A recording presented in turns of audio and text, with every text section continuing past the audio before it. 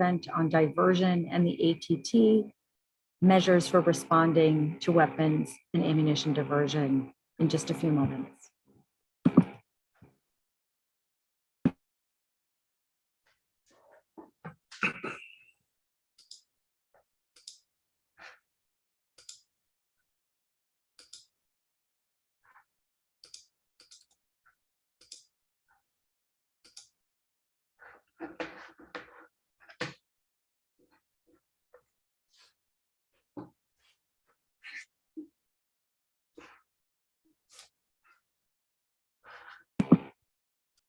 For those just joining, we'll be starting our event on diversion, the ATT, in just a few moments.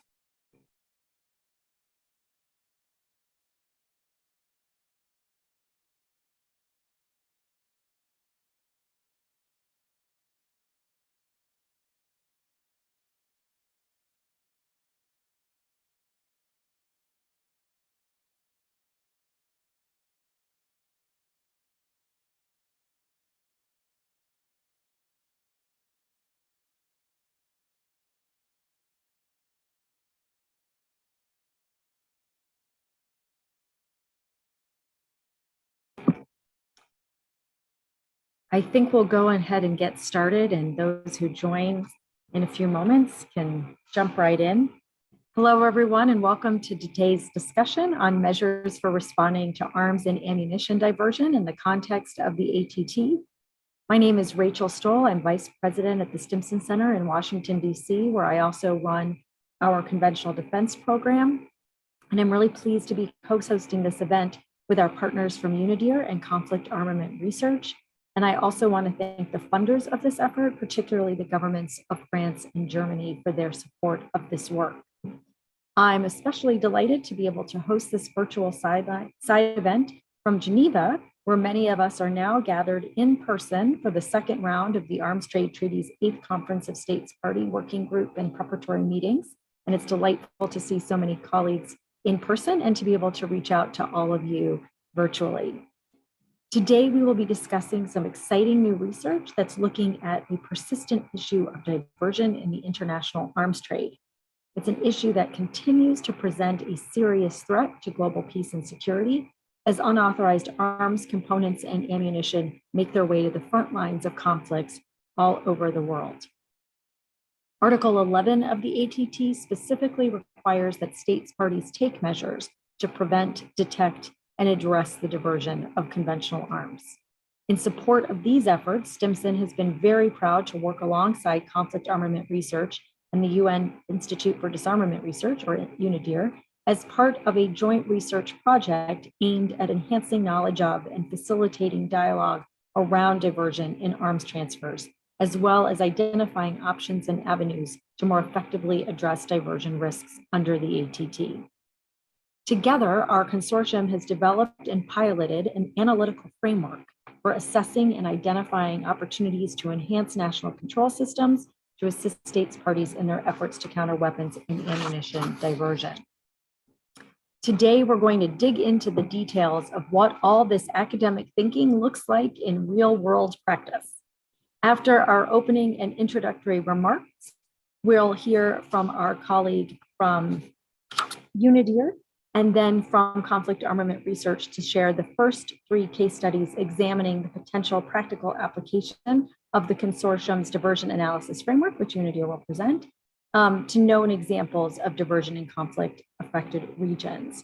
Our colleague from CAR, Rob Perkins, is going to walk us through how an investigation into the discovery of a fragmentation grenade sparked new statewide measures to plug holes in existing diversion prevention frameworks and offers important lessons in diversion mitigation good practice. And we'll then widen our aperture a little bit to look at how the lessons from CAR's case study will offer insights into broader efforts to create enabling environments to counter weapons diversion, particularly in the context of the ATT. We're going to look specifically at the ATT's Diversion Information Exchange Forum and how it's facilitating the development of counter diversion-oriented environments. We have an exceptional panel of experts to discuss these important and cross-cutting issues today. And we're enormously grateful to be joined by Nicolas Vieri of the Swiss State Secretariat for Economic Affairs, who will kick off our conversation with some opening remarks. Switzerland has been a stalwart of good practice, both in terms of its commitment to the ATT and in terms of addressing arms diversion risks. So I'm eager to hear from Mr. Bieri and to provide some framing and context to ground our discussion. Before I turn it over to you, Nicola, I just want to provide a few housekeeping notes. This event is being recorded, so you will be able to watch it later and share with your colleagues. Second, we really want to hear from you, and so we invite you to use the Q&A feature at the bottom of your screen to send us your questions, and we'll be sure to reserve plenty of time at the end of our discussion for those questions. And with that, I'll hand over to Mr. Bieri for his opening remarks. Thank you very much, Rachel, and welcome everyone. First of all, I would like to thank the Stimson Center, Conflict Armament Research CAR, and UNIDIR for organizing and inviting me to this side event with the focus on measures for responding to arms diversion. This focus topic is indeed an important one. Illegal arms trade encourages crime and violence. Arms that fall into the wrong hands have an impact in armed conflicts. To mitigate the problem of arms diversion, it is important to address the diversion risk. For this reason, Switzerland welcomes to work in cooperation with CAR on a case study to address precisely this risk. The analysis of diversion case is important in order to draw lessons from it so that such a case can be prevented in the future. One of the drawn lessons can be the introduction of post-shipment verification. The decision by Switzerland to introduce and implement post-shipment verification was actually triggered by 3 cases of unauthorized re-exports in the past. One of these 3 cases is subject of the case study, which will be presented later by Rob Perkins. Following this case, which will be presented later, Switzerland amended its legal basis for complementing and clarifying the legal basis for the implementation of post-shipment verification. Since 2012, Switzerland has implemented over 48 post-shipment verifications in 32 countries on 5 continents. Good cooperation and communication between importing states and the Swiss authorities were crucial for this post-shipment verification. Therefore, post-shipment verification should be seen as a confidence-building measure between exporting and importing state rather than the contrary. Personal contacts can be established through the post-shipment verification, which is, in our view, a very valuable gain for importing states as well as for Switzerland, because it could create better understanding and enhances mutual trust. Further, the cooperation between importing and exporting state allows to better evaluate diversion risk. Against this background, we very much welcome that the post-shipment verification instrument is also being addressed by Germany in the formal ATT process during the CSP 8 cycle and in this side event as well. This allows us to discuss this instrument with all stakeholders and the exchange of experience in that regard, since there can be multiple approaches to post-shipment verification. In the end, having an instrument such as a post-shipment verification would benefit all states, as it serves as a cooperation and a confidence-building measure, as well as a measure to mitigate the risk of diversion. With these final words, I return the floor to you, Rachel. Thank you. Thank you, Nicola, and thank you to Switzerland for your support of this work and for participating in this event. I now want to turn over to Anna Mensa, who's an associate researcher with UNIDIR's Conventional Arms Program. She will be discussing with us the use of the Research Consortium's diversion analysis framework that we've created to support reporting on diversion.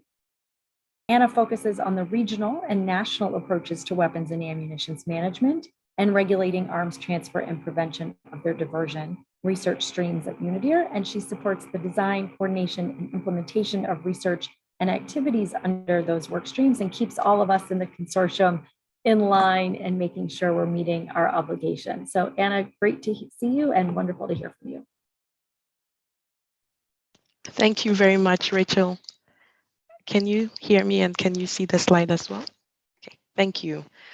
Excellencies, colleagues, fellow panelists, ladies and gentlemen, good afternoon or good morning, depending on where you're joining from.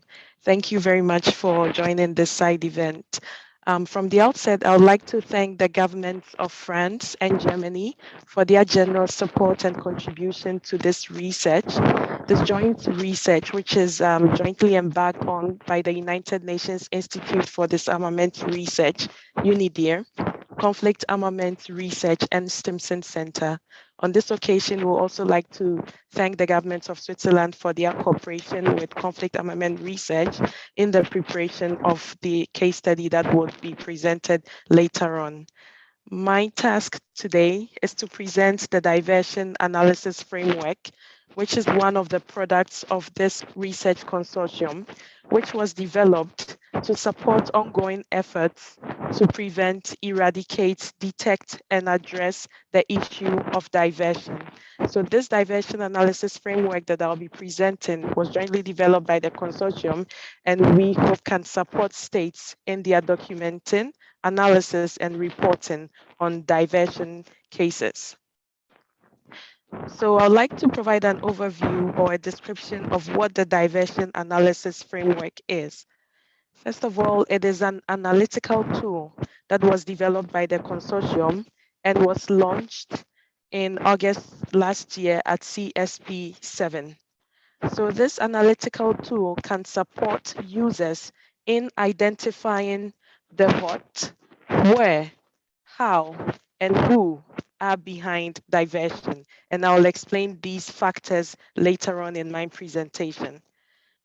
The objective of developing this diversion analysis framework is to support states and interested users to enable them, to give them a tool that they can use to unpack the problem of diversion and then analyze it to be able to report on it and also define or develop appropriate counter-diversion measures. Finally, I would like to touch a little bit upon the methodology of how we developed this tool. So this diversion analysis framework, which we can call the DAF, was also developed from an analysis of over 200 diversion cases available publicly. So the 200 diversion cases were drawn from a literature review of over 120 documents, which included some reports and outputs from the organizations in this consortium, as well as other reputable sources, including those of UN panel of experts and other international organizations in this field. Having drawn 200 diversion cases, these cases were cataloged into the different methods, the different points of diversion where the diversion occurred, and also the different actors who were involved. So this is the who. A subsequent analysis of the 200 cases further revealed the diversion enabling factors, that is the what, and then the methods that were used to facilitate diversion. So these four elements constitute the elements of the diversion analysis framework, and I will explain them further in the next slide. As I mentioned, the first element is the what. And when we say what, we mean what are the diversion enabling factors? These are the circumstances in an environment that facilitate or exacerbate the occurrence of a diversion event. So these include deceptive methods, institutional weaknesses, illicit trafficking, abusive use of technology. When these factors are available in an environment, be it a national context, these can facilitate the occurrence of a diversion incident. So we call them the what, the factors that enable diversion. The next element of the diversion analysis framework is the point of diversion. Over here, we are talking about the various stages of the arms transfer chain or of the life cycle of arms and related items where diversion incidences can occur. Here, I would like to note that from our research, diversion can occur at all stages of the arms transfer chain.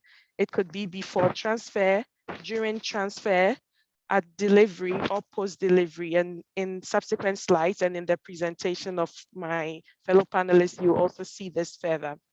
The third element of the diversion analysis framework is the method used at the points of diversion. This is simply the means by which diversion acts or acts of diversion are committed. These include theft and violent capture, rerouting or misappropriation, and others. There are several of them, and I will share the link to this diversion analysis framework. You can consult them and see them. And then finally, the actors involved in diversion, that is the who. So these are the natural or legally occurring persons who facilitate or actually commit an act of diversion. Through the review of the 200 diversion case studies by which we produced the DAF, we categorized these actors into three main categories. We saw government actors, including current and former employees. We saw private actors, including brokers, shipping companies, and finally, non-state armed groups. So these are the four elements that constitute the diversion analysis framework. And so to facilitate the analysis of a diversion incident, these are four important elements that need to be drawn and analyzed. This slide shows an interplay of the four different elements of the diversion analysis framework, which I spoke about earlier. So on the top side, you can see the different points of diversion, which is pre-transfer, including from the diversion from the manufacturer. You see during transfer, you see the different stages. In the middle, at taking most of the page, you see the methods used at the point of diversion, and these vary for different stages. In the research, we found that there are some methods that are used at one particular stage, while most of the methods could be used in all the different stages. If you take diversion from stockpiles, for example, number 3, you can see different methods used over there, including theft and violent capture by external actors, illicit removal by internal actors, loss through negligence in stockpile security, and other means. And then down below, you can see the actors involved in diversion from the analysis we did, which we categorized them into 3: government actors, private actors, and non-state actors. Over here, it is important to emphasize that the 4 different elements of the diversion analysis framework are interdependent. So you see them interwoven or overlapping most times in a diversion incident. These different elements are combined or incorporated in very dynamic ways to present a complex diversion case. And so to note that you may not see these diversion elements are mutually exclusive, but that they are often interdependent in the different cases that you'll come across. And you will see that in the subsequent presentation and also in a few slides that I'll show you. As I'm getting to the end of the presentation, I'd like to speak about the opportunities to use the DAF or the utility of this diversion analysis framework. First of all, we hope that this diversion analysis framework can support states in structuring the narratives of diversion cases and also sharing with other states or in other relevant fora, including the Diversion Information Exchange Forum or even Security Council committees or reports. It can support a structuring of the case studies or the narratives. Secondly, it could support the construction of national databases on diversion incidences that occur in a national context. And so if a state or an interested actor systematically documents all the diversion cases that happen in their context by the 4 elements that are elaborated in the DAF, they will be able to construct a systematic database which can support a leveraging of the findings of the results of the different diversion incidences to be able to develop appropriate measures. And finally, it can support the development of a comparable evidence base across different contexts. For example, if state A uses this diversion analysis framework and constructs its diversion cases according to the who, what, how, and where that I presented, and same state B or state C, other states do the same, when these states come together, whether in a peer-to-peer review context or in the ATT or in any similar fora, comparing the evidences from their different diversion cases will be possible and can be facilitated by the use of this diversion analysis framework. In this slide, I'd like to briefly present the diversion analysis framework in action by briefly showing how we use this diversion analysis framework to analyze two well-known diversion incidences. I will not go into so many details here because the next presentation will also actually show how the DAF has been used in a very detailed case study. So over here, I just want to present briefly the DAF being used to analyze the Otalu incident. This is a diversion case that happened in 1999. The items involved were 3,000 Kalashnikov rifles and also 2.5 million rounds of ammunition. These were being shipped from Nicaragua with a purported destination of Panama, but eventually these items did not arrive, but were rather diverted to the AUC in Colombia. Using the diversion analysis framework to determine or to analyze or to draw out the different elements, the diversion enabling factors we saw here include deception, institutional weaknesses and failures because certain documents were not really checked properly, and also the existence of illicit trafficking in the areas. The points of diversion we saw was during the transfer stage, in that the ship took off from Nicaragua, but just did not arrive at this destination. So the diversion happened during transfer. The methods that were used at this point of diversion included rerouting and misappropriation of the ship. And finally, the actors involved were arms dealers, brokers, and non-state armed groups. I will share the link to the diversion analysis framework and you'll be able to follow this and also from other sources where we documented this case from. The second and final case, which I'm using to show briefly how the diversion analysis framework can be put into action, is a diversion case of Boko Haram, where we saw that upon a seizure of material used by Boko Haram, it was identified that some of the material in there had been initially legally transferred to Nigerian and Nigerian authorities. This means that these arms or ammunition or the material in there were diverted from the national stockpiles to these non-state armed actors. And so over here, again, the diversion enabling factors we saw are deception, institutional weaknesses is when institutions are weak, that arms can be diverted from a national stockpile to non-state armed actors.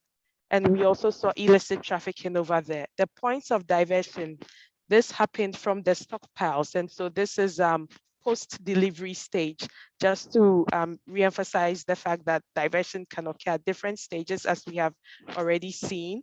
And also the methods used at this point of diversion was an unauthorized transfer. A state official probably sold these to these non-state ad groups in an unauthorized transfer or through an unauthorized gifting or sale. And then the actors involved were the state officials, armed forces, and then the non-state armed group or internal security forces. So this is just an example of how the diversion analysis framework can support the drawing out of essential elements, 4 main elements in a diversion case. In conclusion, I would like to provide a summary of brief takeaways from all that I have said. First, the diversion analysis framework is a voluntary analytical tool. It's one of the tools or outputs that this research consortium has produced to support the ongoing efforts to prevent, eradicate, mitigate, and address the issue of diversion, the context of the ATT. Secondly, it is the third publication in a series of publications we've produced. The first one explains the legal obligations of the ATT regarding diversion. The second provides a menu of measures or options to address diversion. And the third one is this analysis framework, which I have presented today. The consortium continues to work to serve the interest of ATT stakeholders and state parties. And we have some upcoming products as well. We produced an ATT impact assessment methodology and also a report from a pilot study of testing this impact assessment methodology. And these are in the pipelines. And we hope to produce them or release them by August in CSP 8. And so we invite you to consult these tools, and we are also available to answer your questions or provide further information as you may need. So at UniDear, I work on this research portfolio with Dr. Paul Holtom and Theo Bajon. And in this consortium, we have Conflict Armaments Research Stimson Center. And again, we'd like to thank the governments of France and Germany for their contribution and support for this research. Thank you very much. And I hand the floor back to you, Rachel. Thank you, Anna. I think you've taken what started as a very complex framework and really demonstrated how we can use that framework to analyze particular diversion cases and develop and strengthen tools and measures to address diversion. So thank you for that really helpful summary and really great work of UniDear, Carr, and Stimson in sort of testing this out and putting this together. When Anna says they utilized 200 cases, they really poured through 200 different diversion cases. It was not a small amount of work to develop this framework. So thank you. I want to now turn to Rob Perkins, who's the head of research at Conflict Armament Research and the lead author of Carr's new case study. Prior to joining Conflict Armament Research in February 2018, he worked with several NGOs in the field of arms control and humanitarian disarmament, and between 2015 and 2017 was the senior researcher for the Arms Trade Treaty Monitor, which tracked global implementation of the treaty. So Rob, I turn it over to you to share with us our first case study utilizing this framework in great detail. Thanks very much, Rachel, and thank you everybody for joining us today, whatever time zone you're in.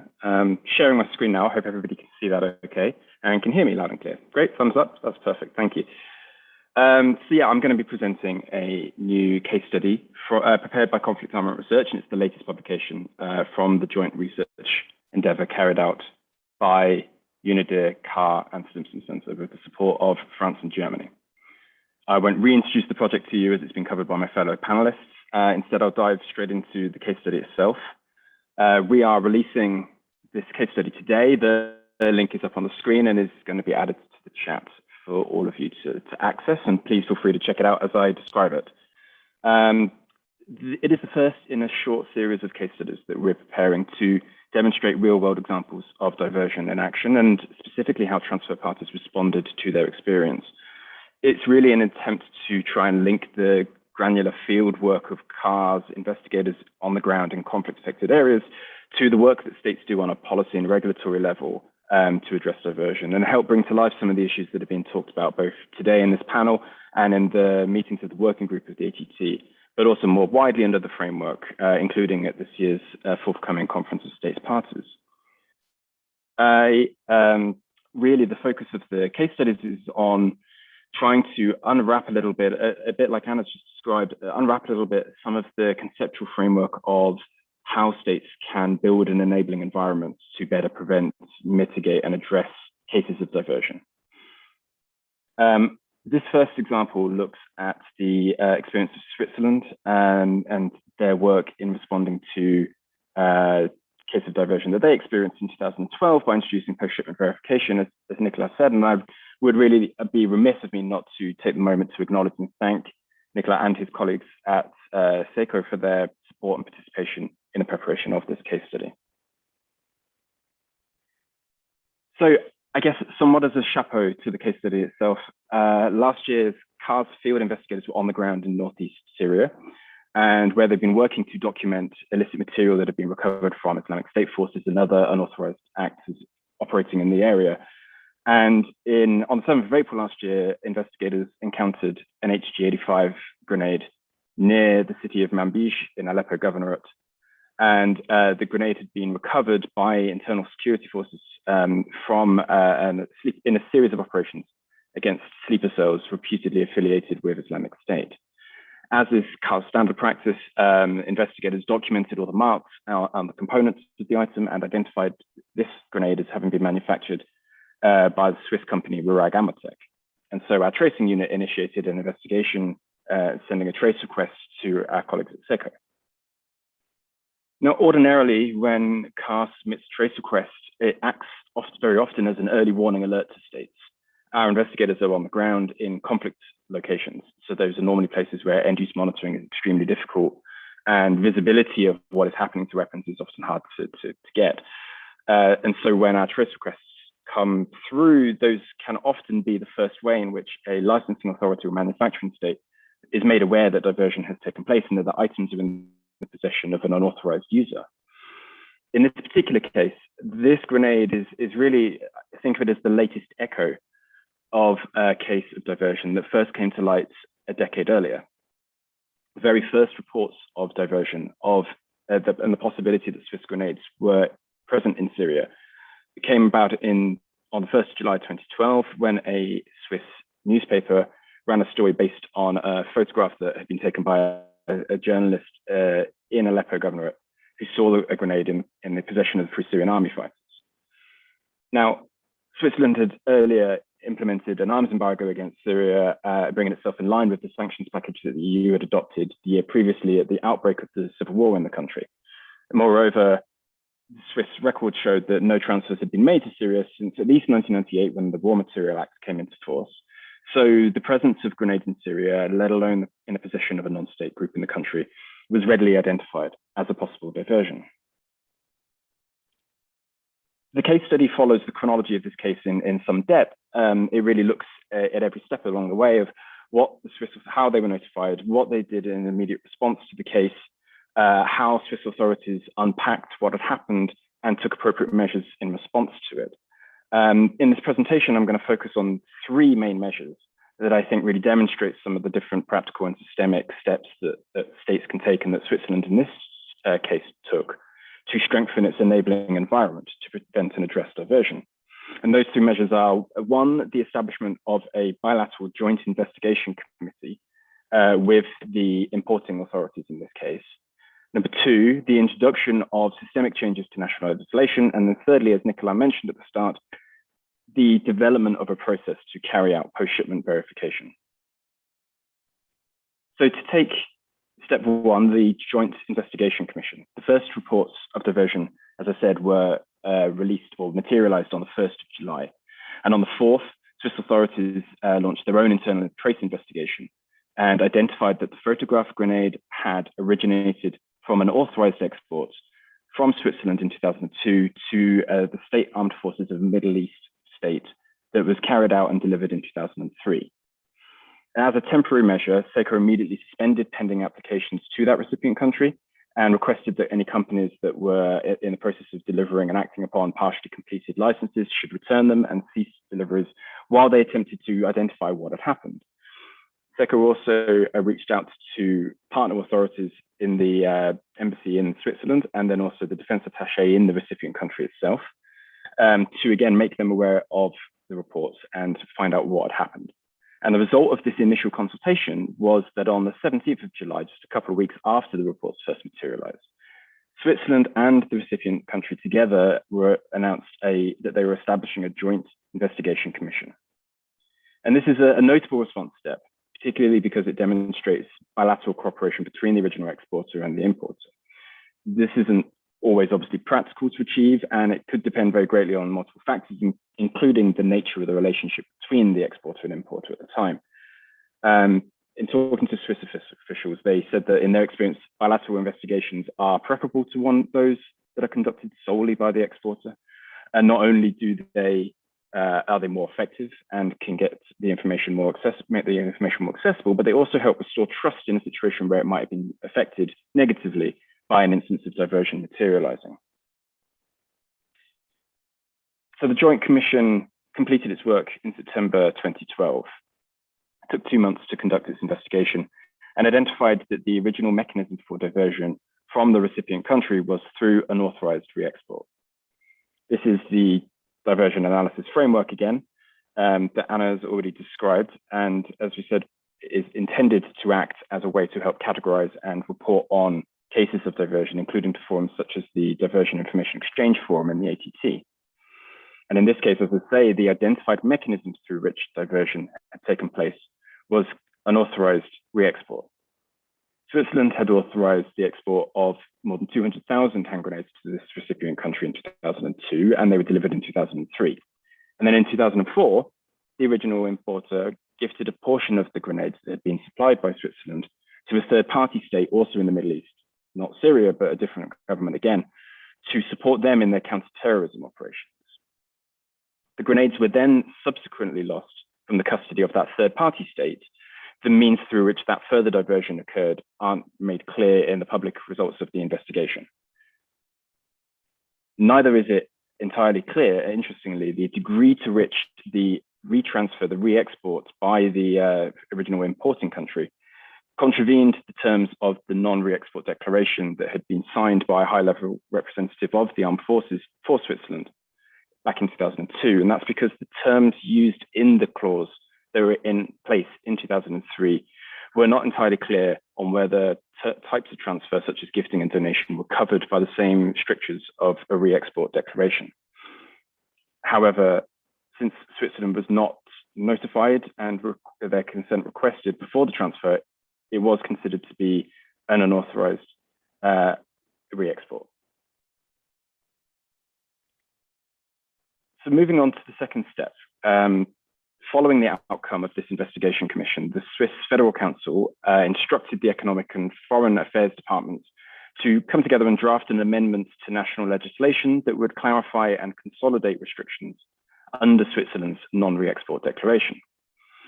So as I referenced, at the time of the original transfer in 2003, the way in which this declaration was phrased did not clearly indicate if transfer types such as donations, gifts, or loans were equally prohibited without prior Swiss authorization.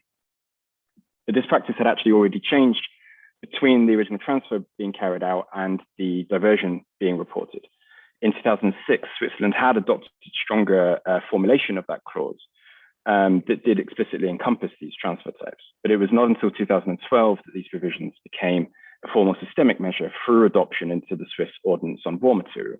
And as indicated here, this is an English language translation of that clause, which shows that it now covers a range of transfer types. And if I can just pull away from this case study just for a quick second, to reflect on the diversity of practice that has been observed in this area across a range of different states. And one study that Carl did a few years ago, we analyzed the end user documentation that was in our archive, and looking at a sample of 75 different end user documents, found 19 different formulations of this particular clause, covering different types of activities that could or could not be conducted in the re-export declaration. Some, like this formulation that you can see here on the screen, were an effort to be comprehensive and list a range of activity areas.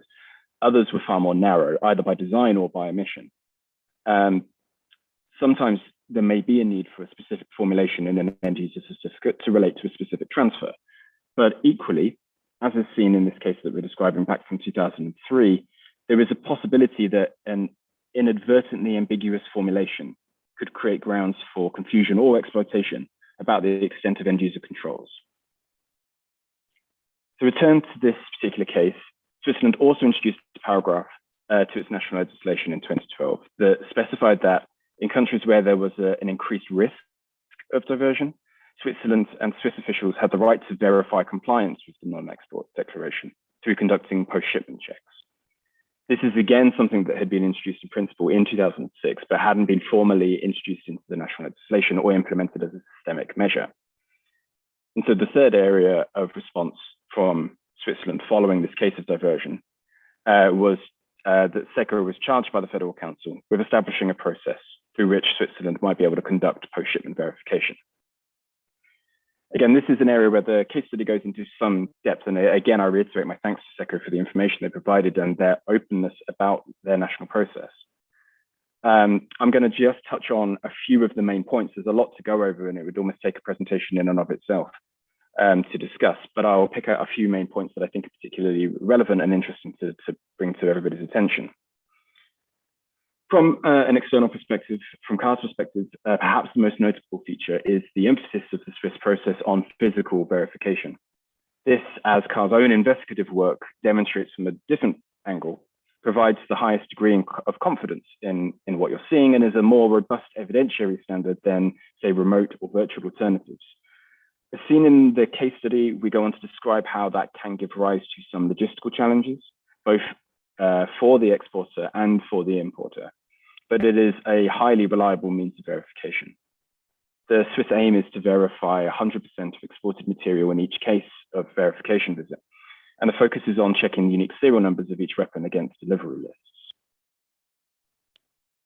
Switzerland primarily conducts post-shipment verification on for finished products, and focusing particularly on small arms and light weapons, rather than on consumable goods like ammunition or components. The emphasis on small arms and light weapons is interesting and calls to mind something that's not shown in the slide, but is clarified in the case study, that Switzerland, when conducting its risk assessment, has a country risk matrix that divides states into 4 different categories of risk. And those that fall into the 2 highest categories are immediately have the right to carry out on-site inspections is then included as that clause in the end user certificate is included by default for those 2 categories. States that fall into the 3rd category, it is not included by default, but it is for small arms and light weapons because of Switzerland's recognition that this is material that is especially vulnerable to diversion. And the other thing I would note from this list here, and it came across in Nicolas' opening remarks, is that the degree of planning, coordination, and the emphasis on relationship building was really manifest in our interviews with SECO.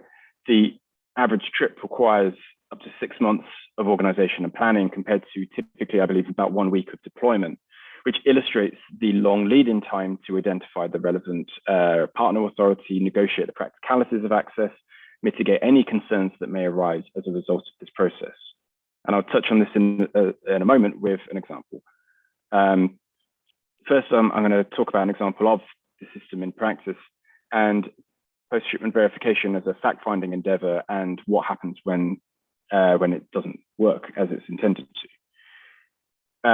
SECO said that they don't regularly conduct repeat verifications of the same material, and that's not the focus of their process at all, but stated that it is something they reserve the right to do when there is a particularly heightened risk or sensitivity, or if there is a significant change in environment in the recipient country. And in one case, Switzerland conducted 2 successful verifications in a recipient country, but on the 3rd instance in 2018, could only verify a quarter of the weapons it had supplied. In this case, the weapons had been supplied by Switzerland for the personal guards of ministers in the country, but had been informally retransferred to the guards' family members. And despite being given advance notice, were not able to make those weapons available for verification. And after persistent attempts to remedy that situation in country and outside again, Switzerland ultimately considered the risk of diversion to be too high and suspended future exports to that country.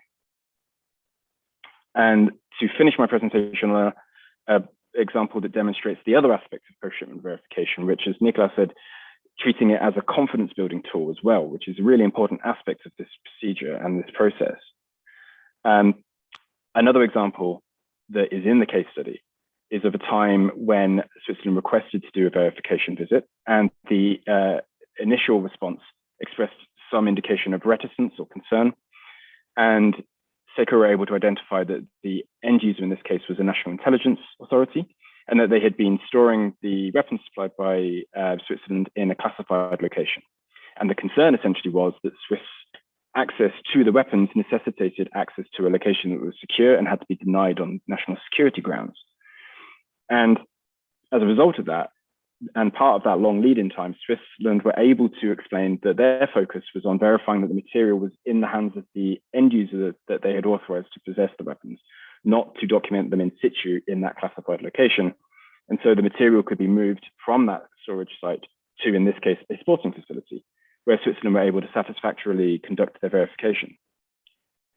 So I'll wrap it up there. Thank you for giving me the floor, and I'm happy to hear any questions later. Thanks very much.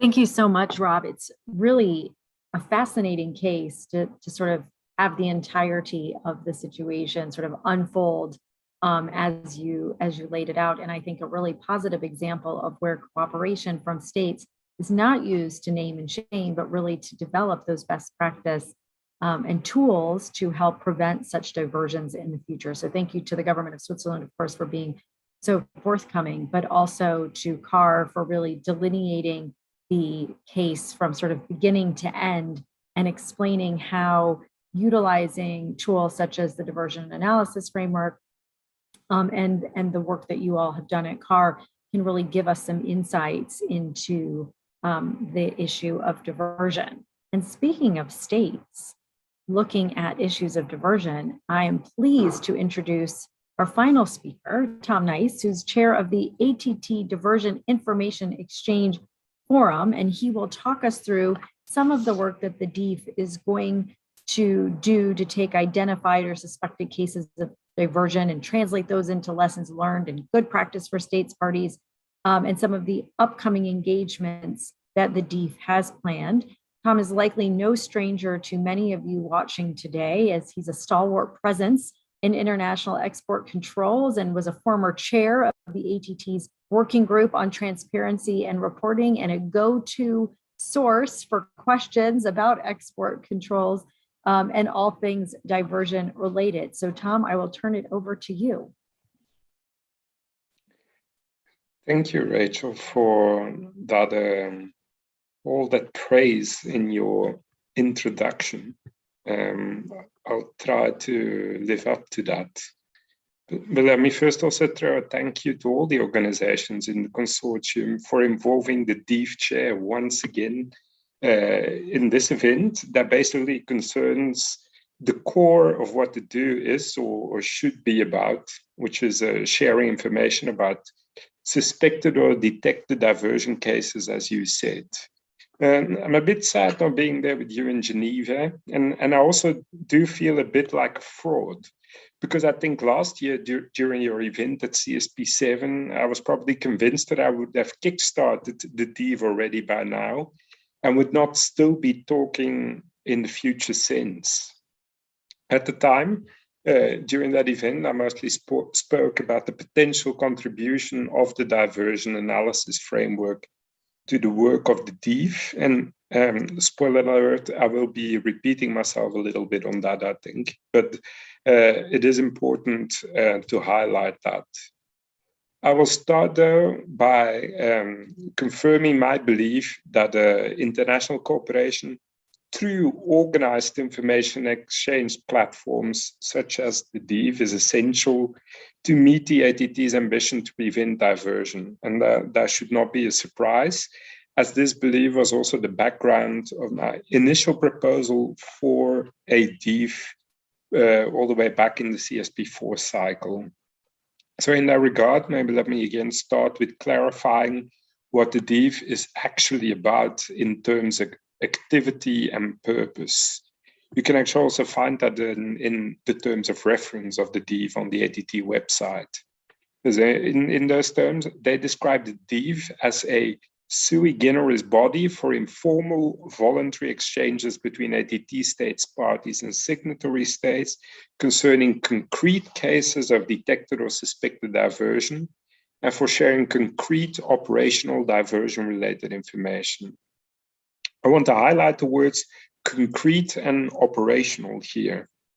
As I mentioned in the transparency group meeting earlier today, the purpose of the DIF is not states explaining the policy measures that they have put in place to prevent or address diversion, nor is it the purpose to discuss any guidance instruments.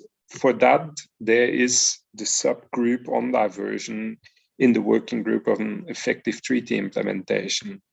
The DIF is about presenting concrete cases and sharing concrete operational information. We're talking about trafficking routes and illicit supply sources that were used in those cases, illicit brokers that were involved, destinations that were used for diversion, etc. And that is also the reason why the DIF meetings are only open to states parties and signatories and have very strict terms of reference. It's supposed to create a confidential environment. And at the same time, that would also take away arguments against such information sharing. Let's call it sensitive information sharing.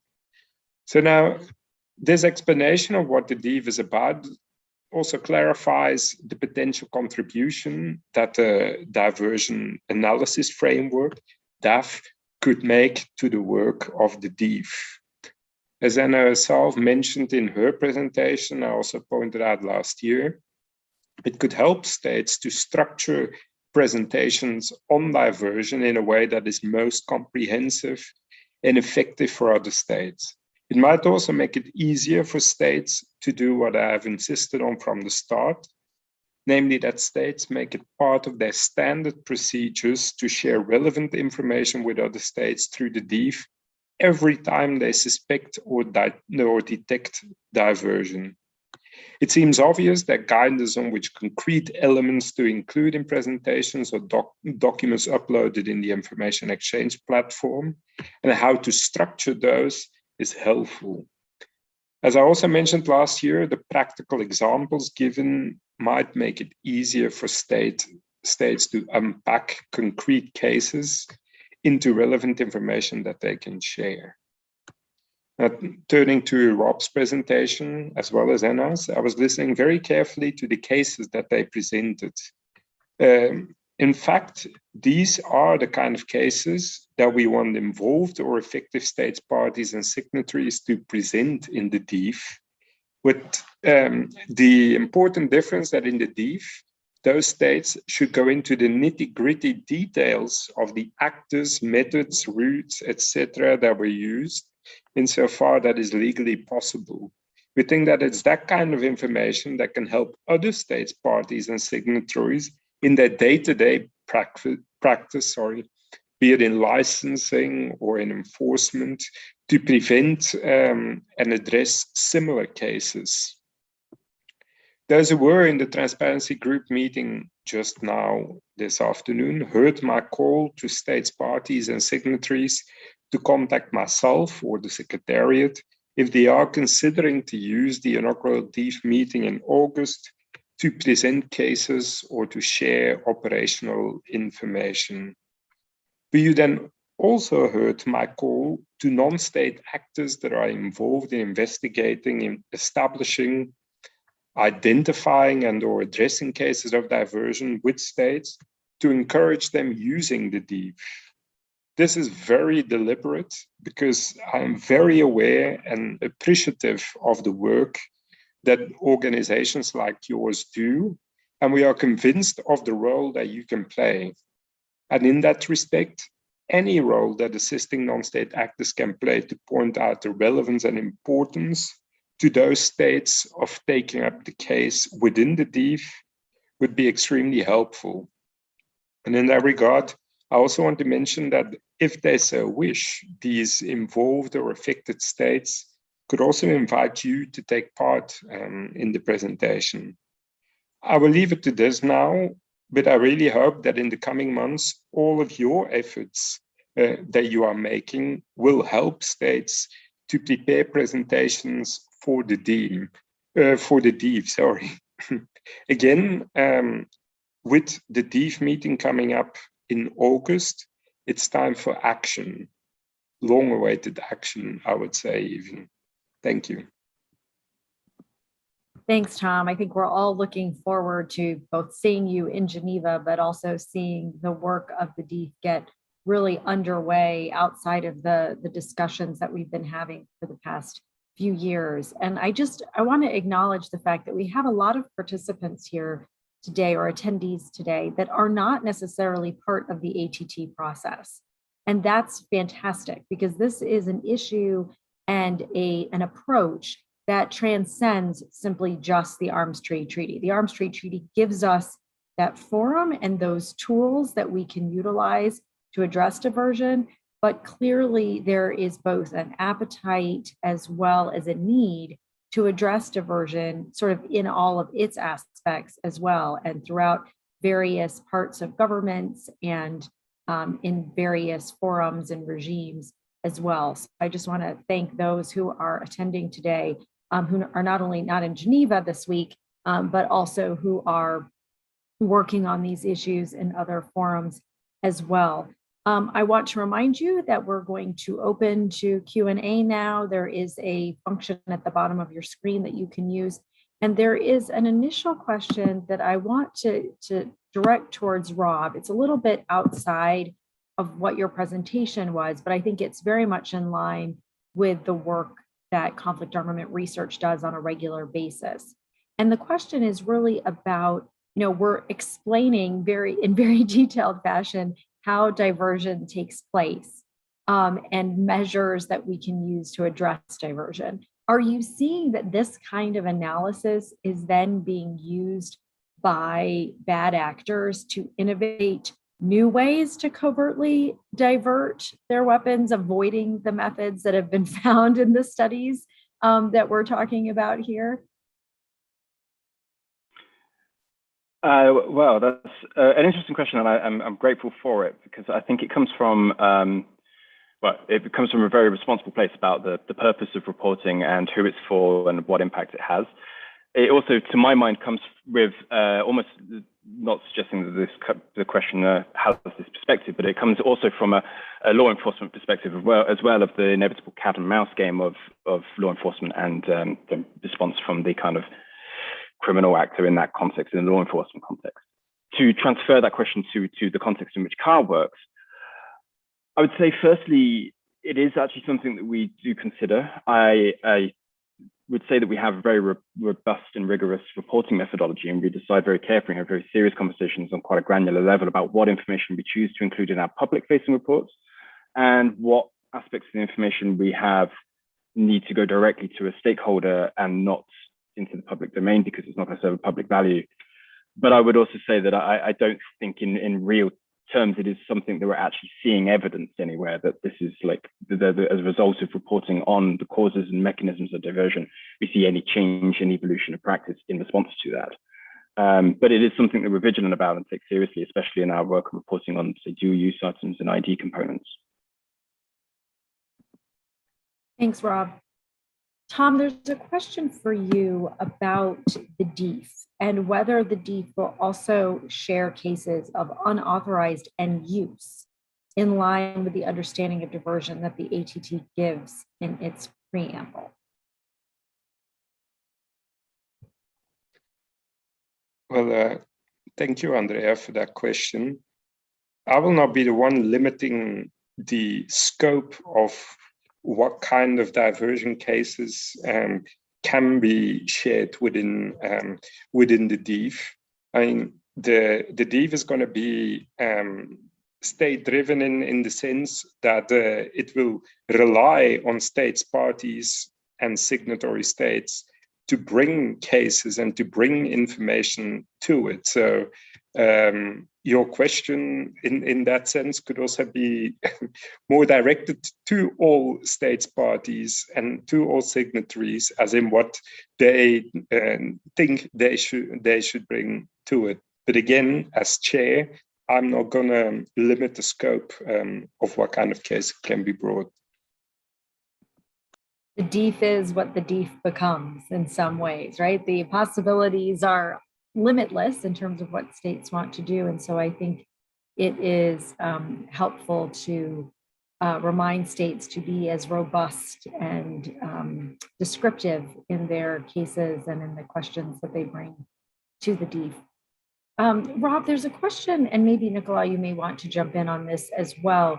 There's a question about whether you could speak more to Switzerland's verification efforts being primarily focused on finished or complete systems as opposed to components.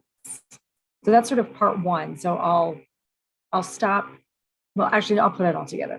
If a state party then wanted to implement post-shipment verification mechanisms, but the exports themselves are components and not the full systems, how does that complicate or how does it affect those kinds of efforts? So the sort of the question that always seems to arise, if you take, the weapon apart and you ship it in various pieces, and maybe it's even in different shipments itself, trying to prevent that kind of diversion or mitigate that diversion or address that diversion versus sort of the full systems.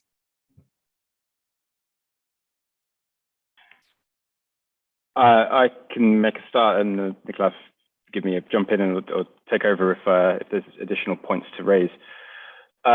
This is a question that I think has come to my mind as well. The risk practice, again, Nicolas can speak to it, but to me it seems like a very practically bound consideration, a practical decision. And inevitably, I think there are limits in the post-shipment verification approach to being able to verify a component that has been incorporated into a larger system, or for that matter, to check on the status of ammunition that has been expended and is no longer in the possession of the state. The tradition of the type of post-shipment verification we're talking about in the case study and in Swiss practice is harder to do for that material, and I think that is logical. It demonstrates to my mind that even in a very well-developed system, there are constraints, and unfortunately, those constraints include the ability to mitigate risks relating to notably vulnerable material. I'm not going to sit here and throw forward, I think, solutions to that problem. I think it is a very complicated problem. I think it's something that it could be serviced by more detailed focus in the ATT context, and sharing of experience is always valuable in this regard. I'm also not going to pass the buck entirely away from myself. I think one interesting thought, or one thought, is the purpose of post-shipment verification, specifically within a broader basket of post-transfer controls, if you like. The verification is done to ensure that the item has reached the end user and has stayed in the custody and possession of the end user. With components, it's equally possible to check that they have reached the end user just as well. It's adjusting the time frame and bringing it forwards. To check that it remains in the custody of the end user, it depends very much on how that component has been integrated into a larger system, what the purpose of that system is, and who that system is then with and in the custody of. If it is all with the end user, there may still be at least a paper trail that you can follow, if not an actual physical way of following and verifying it. But I think with components, maybe the answer lies in looking at other ways to enhance traceability of very vulnerable items after they have been reached their authorized end user. Thank you. Nicola, did you want to add anything, since it was a question directed about Switzerland? It's also okay if you don't. No, I can only say that I completely actually agree what Rob actually just explained about why we don't verify components and spare parts with the post-shipment verification, because really, if they are, for example, built into a large system, sometimes how to have a look at them is then also to put them out again of the system, and this takes a lot of work. And so this is also really a practical reason why we don't have a focus on spare parts and components in post-shipment verification. But also, as Rob said, the post-shipment verification is one instrument among others for this diversion, to prevent diversion. But for example, what we do with components and spare parts is when they are being exported to a private recipient, so not a state recipient, then we ask for confirmation that these parts are being built into the products and that they are not re-exported somewhere else. So this is one measure we take into account to prevent diversion with spare parts. Thank you, Rachel. Thank you, Nicola. And I'm wondering, I'm going to try and combine some questions here. And I wonder if you can provide some practical advice to states, whether that is their ATT focal points, their national points of contact, how both they can use the DAF to help combat diversion, but also if you can talk a little bit about how states could potentially react when they discover this diversion using sort of the DAF framework. Thanks so much, Rachel, for this question. Starting from how states can use the DAF to support their documentation, analysis, and reporting on suspected or detected diversion cases. It starts by an understanding of the issue of diversion, unpacking the diversion case, and then finally drawing up the important elements from it. And this is why the DAF has been produced to support this unpacking exercise, because without unpacking the case, you'll actually not be able to identify the important elements or even analyze and then determine appropriate response measures. And so the DAF, by providing these four important elements, that is the what, the enabling factors. When you see the DAF or you access it, you see an explanation of these enabling factors, examples of them. And once you understand those, when you face a diversion case or detect one, you'll be able to identify or see these there. It also explains the points of diversion, that is the where, the different risks or vulnerabilities in the arms transfer chain, and you will be able to identify where the risks are in your national context, therefore be able to identify and analyze diversion cases. And then it follows with the actors and also the methods used. So to summarize this, just to say that diversion, like all other illicit activities, often does not present itself in a simple way. It often looks a little complex, complicated, and it's a dynamic interplay of different factors. And so this diversion analysis framework has been designed intentionally as a tool to support the unpacking of this complex scenario or incident, and also to support its analysis and also reporting or sharing information on such. Rachel, I hope this sufficiently answers it, but I'll be happy to add further information as we go on.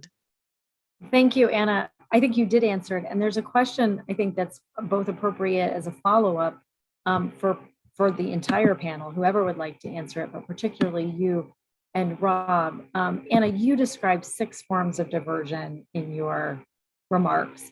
And the question is, can you find all of these kinds in the same shipment? Or perhaps you could talk about how there are multiple ways in which the interplay, you just talked about the interconnectedness between many of these mechanisms. So I wonder if you and or Rob, and then if Tom or Nicola, you want to jump in, you could answer that question.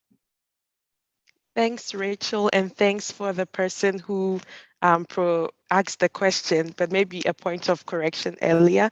I do not remember describing 6 forms of diversion, but perhaps I provided 6 different examples of enabling factors or methods used or others. So just a point of correction on that one.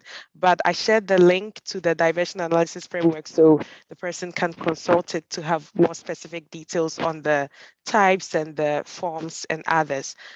But the question was, have we ever seen all these 6 different elements or interplaying in one case? I'm yet to come across one, but I can only confirm at this stage that I haven't seen a diversion case that there was only one element or method that was used. Different, most of the time, especially in terms of actors, you will see all 3 different types of actors there. Perhaps, for example, it started from a government official illegally selling some arms from there, and then a private broker selling them to a private broker, and then the private broker then taking them and also reselling them to a non-state armed group or actors. So over there we have all the 3 different actors occurring already. And then with regards to maybe the incident points, there are certain types of diversion or methods that can be used in all the different stages of the transfer chain as well. And so if I could get the 6 different forms, so what's specific item the person was asking about, I could answer better. But just to say that indeed, it's always a complex interplay of different methods, means used, enabling fact checks existing, and even actors. And yeah, they could be as complex as you can imagine them to be. Thanks, Rachel, and over to you. Thanks, Anna. I think that the answer, as you gave it, is really helpful in demonstrating that diversion is not linear and is not a simple example of just weapons not being where they're supposed to be or being used how they are supposed to be used, that there are many different entry points and exit points and actors involved along the chain that make this issue so complicated. Rob, I didn't know if you wanted to answer, but perhaps as you're thinking about it, I will additionally ask you if you've seen in your work the same diversion methods that are used to divert other commodities, not just, maybe they're controlled commodities, but are these methods, are these examples that you're describing, are those common for other systems or commodities as well? Yeah, the answer is yes, because the diversion analysis framework is a conceptual categorization of mechanisms through which diversion can take place. So I think, to clear up the confusion about the 6 figure, I think it relates to the 6 different points of diversion we have at the top of the framework, as opposed to the different mechanisms of diversion. I would have nothing to add to Anna's comments about the complexity of most diversion cases involving multiple mechanisms. Maybe the points of diversion are at different stages of a transfer chain, so they tend not to overlap to the same degree. As to the applicability of the framework from conventional items to dual-use items or other commodities that are sensitive and controlled by states, certainly yes is the answer. And in CAR's field investigations under the ITRIS agreement, we document conventional weapons and ammunition and related military material. We're also supported by the European Commission under our ITRIS Plus agreement since 2018 to carry out similar methodology of field investigation, tracing and analytics, and apply that to dual-use material, which covers a broad range of equipment and often came about from us often documenting alongside weapons and ammunition items that were being used to manufacture improvised explosive devices or to be integrated into unmanned aerial vehicles or other, basically a full range of spectrum of operational usages in conflict environments. And over time, as we build up our capacities in investigating those networks and those supply chains, and I'll point you to the reporting from our website about what we've uncovered there, you'll see very similar, conceptually very similar categories of how diversion occurs applied to those equipment as well. The specifics are different, but the concepts are the same, if you like, or at least overlap. Thanks, Rob. Nicola, there's a question for you about, in the Swiss experience, what has the reaction been of the importing country when you make a request for end-use verification, either as a consequence of the licensor or subsequently? How are those requests received?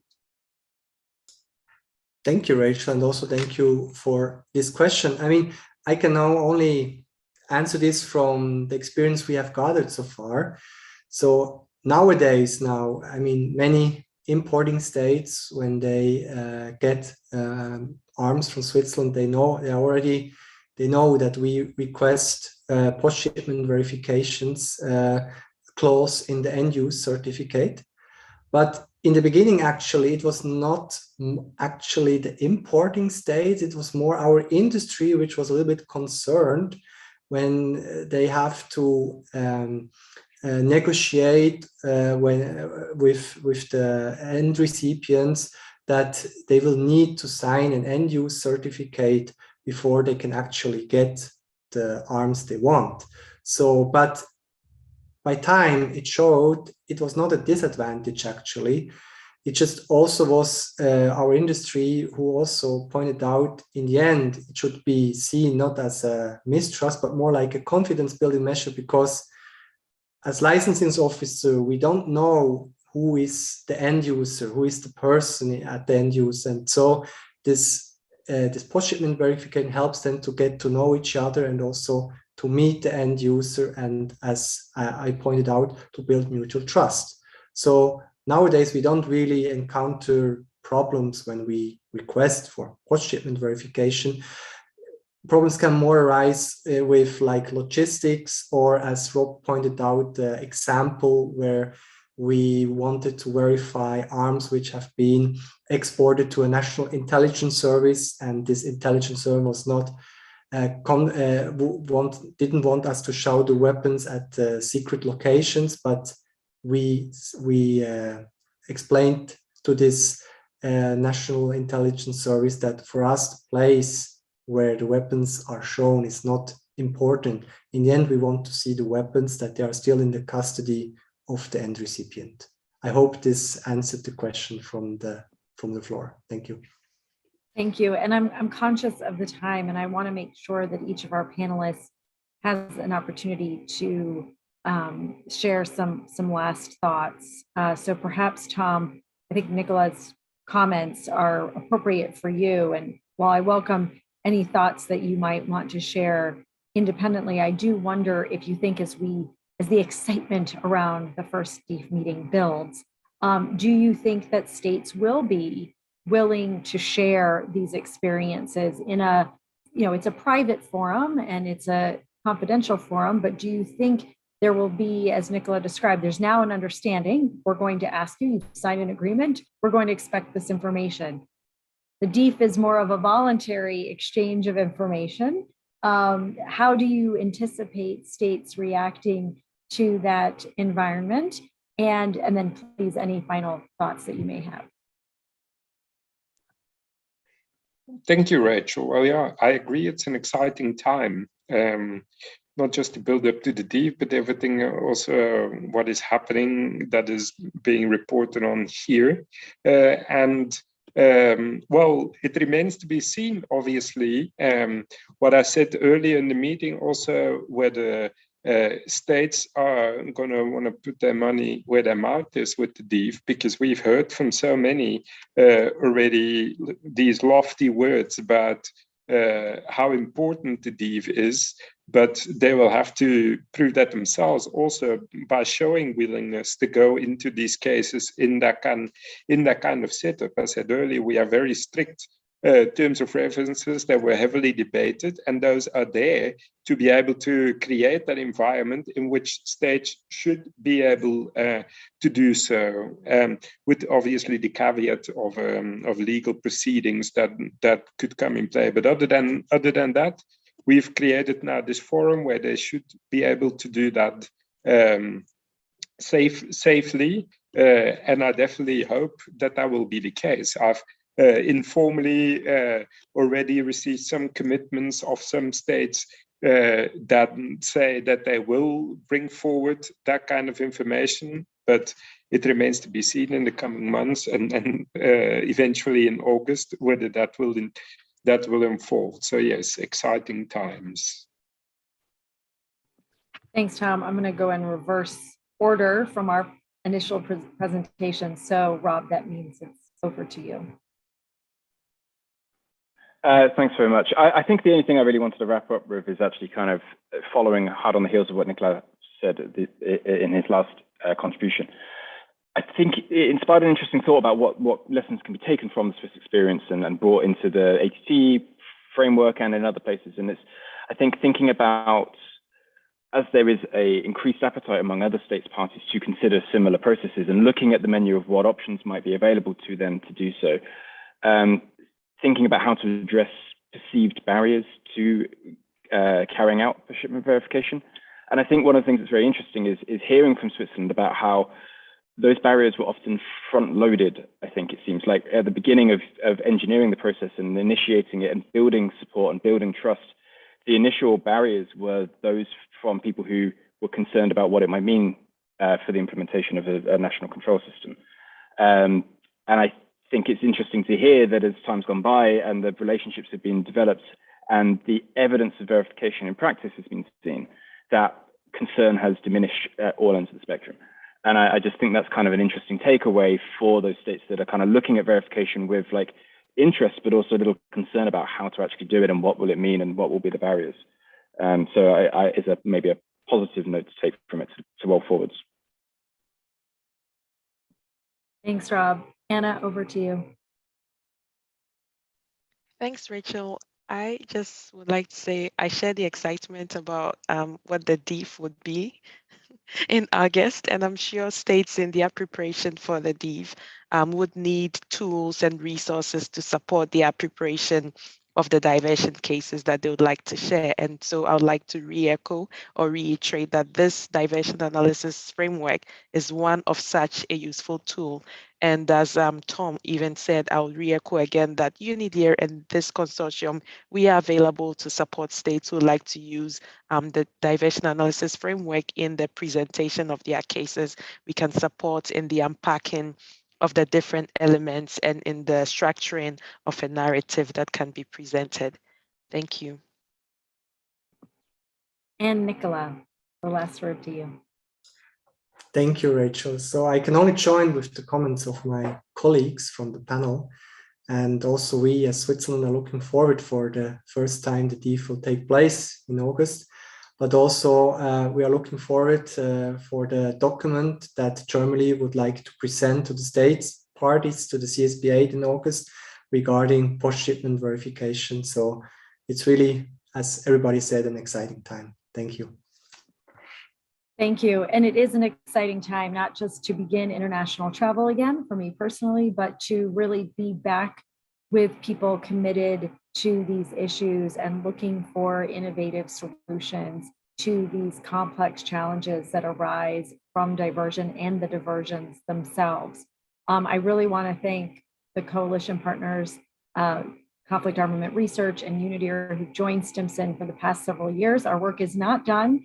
As Anna mentioned, there's exciting work to be done coming up just in this year, but even beyond, we'll continue to work together to address issues related to ATT implementation and beyond.